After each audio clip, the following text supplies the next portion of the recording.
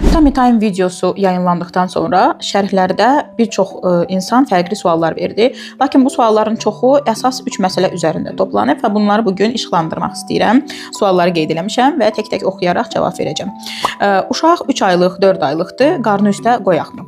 Əgər bu günə qədər qoymamısınızsa, bu bundan sonra qoyacağınız halda heç bir effekt almayacağınız anlamına gəlməz.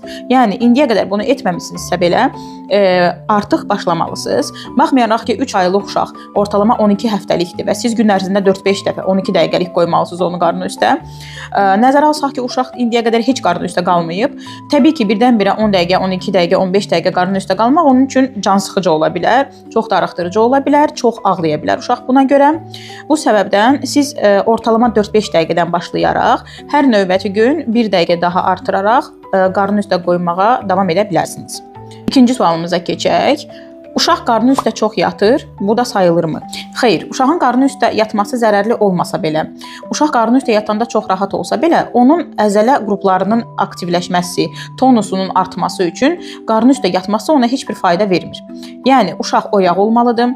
Yeməkdən öncə yaxud sonra, əgər reflukslu uşaqdırsa, yeməkdən öncə qoymalısınız. Misal üçün, oyağında altını dəyişdirdiniz. Bir mayka body falan olsa bəs eləyər, həm bədəninə hava dəysin deyə, həm də qarnı üstə qaldığı halda uşaq, əgər paltarsızdırsa ki, uşaqların çoxu paltarsız olduğu halda daha rahat olurlar və paltarsız qoyub 4 dəqiqə, 5 dəqiqə, yəni həftəsinə uyğun nə qədər müddət qalmalıdırsa, o qədər qarnı üstə saxlamaq olar.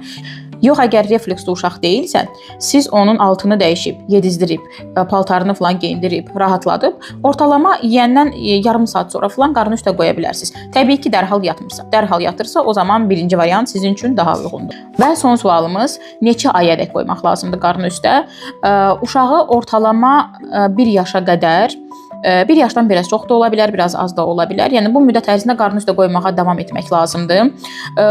Kobudca desək, ayaq üstə qalxıb yeriməyə başlayana qədər qarnı üstə qalmalıdır uşaq. Çünki yeriməyi bacarırsa, zaten artıq qarnı üstə qalmağa ehtiyac duymayacaq.